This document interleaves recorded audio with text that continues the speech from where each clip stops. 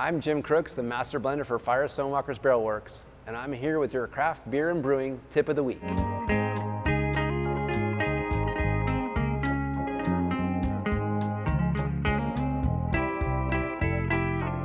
Moving forward from the blending process, I want to talk a little bit about our use of fruit. Early on, we started adding fruit to barrels, just straight through the bunghole, fresh fruit if possible. Definitely moved on to fruiting larger and larger vessels over the years, just through demand. One thing that was an aha moment for us was they started off as, aging on fruit for a year. It took over trial and error, maybe a few years, to realize that we were getting excellent flavor and excellent aromatics with short contact time on finished beer. To give you a snapshot of what that process looks like for us nowadays, I'll talk a little bit about the choice of the beer, and then also the choice of the fruit, and then putting this together, and then the removal of that fruit.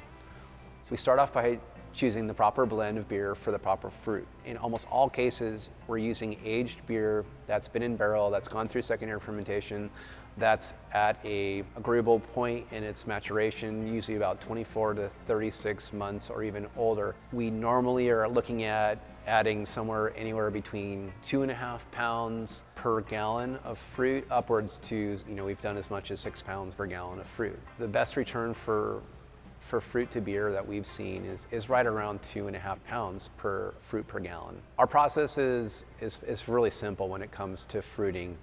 I'm a big proponent of fresh fruit if possible. In this area, the Central Valley here, there's a lot of opportunity to get your hands on fresh fruit. I'm a huge proponent. If someone's gonna send me fresh, it's like, let's do this overnight, I'll pay for it if need be. That way you can make a really good assessment on the quality of that fruit.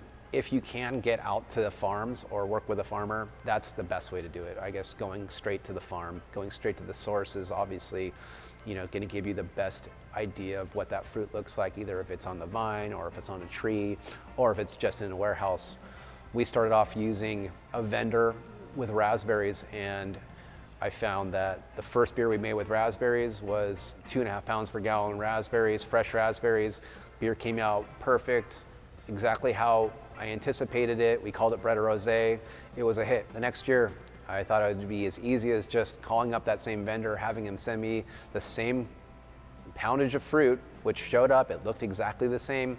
We made the beer exactly the same way. In all cases, beer came out completely different in terms of acidity and tartness and flavor. And it was at that point when I started scratching my head and wondering what had happened. So I actually was able to ask the vendor if I could go down to their picking facility and see inside their sorting facility, and they invited me in.